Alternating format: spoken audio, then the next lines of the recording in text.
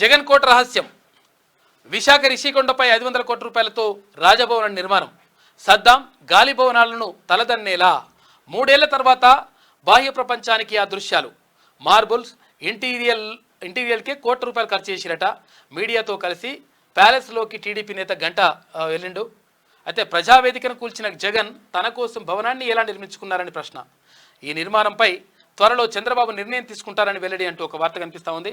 అయితే ఇక్కడ జగన్ జల్సా మహల్ ఇదిగో అని చెప్పేసి ఇగో ఇదంతా కట్టుకున్నాడంట. ఇక్కడ అది విశాఖపట్నం రిషికొండ ఏదైతే ఉందో ఆ రిషికొండ మొత్తం కూడా బోడగుండి చేసి పడేసిండ్రు అద్భుతంగా. తర్వాత ఏది ప్రకృతి అందాలతో ఉన్నటువంటి రిషికొండని మొత్తం కూడా ఇట్లా అంటే దాన్ని తొలిచేసి అక్కడ భవన నిర్మాణం చేపట్టినరు అప్పుడు ఉన్నటువంటి ముఖ్యమంత్రి జగన్మోహన్ రెడ్డి.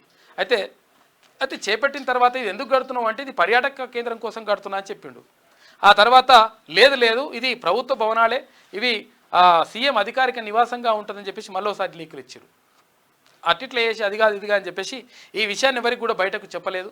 అయితే ఇది 500 అంటే 452 కోట్ల రూపాయలతోటి ఈ భవనాన్ని నిర్మించిందంట. అందులో ప్రధానంగా జగన్ ఉండడానికి ఒక రాజభవనం, తర్వాత ఆయన కూతురు ఉండడానికి ఇంకొక రెండు ఇవన్నీ కూడా నిర్మించిండ్రంట. నిర్మించేసి ప్రజాధనాన్ని దుర్వినియోగం చేసిండు అనేటువంటి ఆరోపణలు ఉన్నాయి. దానిపైన దర్యాప్తు చేపడతామని చెప్పేసి ఇప్పుడున్నటువంటి ప్రభుత్వం చెప్తా ఉంది. మరి ఏం చేస్తుందో చూడాలి. రిషికొండపై అట్టహాసంగా ప్యాలెస్, అందులో 3 భవనాలు జగన్ కుటుంబానికేనంట. భార్యాభర్తలకు ప్రెసిడెన్షియల్ సూట్ అంట, కుమార్తెలకు చెరో విల్లా సూట్, పర్యాటక రిసార్ట్ పేరిట అనుమతి. 4 ఎకరాలకు నిర్మించింది, 10 ఎకరాల్లో ముందే చెప్పిన ఆంధ్రజ్యోతి అని చెప్పేసి ఒక వార్త. ఇక ప్యాలెస్లో దగదగలు. ఫ్యాన్ కంట అక్కడ ఫ్యాన్కి 3 లక్షల రూపాయలంట. ఇక కమోడ్కు 13.5 లక్షల రూపాయలు.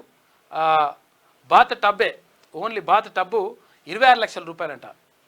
ఇక ప్యాలెస్లో ఒక్కో బాత్రూమ్ జగన్ కొందరు పేదలకు ఇచ్చిన సెంటు భూమి ఇళ్ళ కంటే 2 ఇంతలు ఉందంట. బాత్రూమే అంత పెద్దగా ఉందట. చూసుకోరిగా 2 ఇండ్ల కంటే పెద్దగా ఉందట. అది ఇది ఏపీకి చెందినటువంటి వార్త.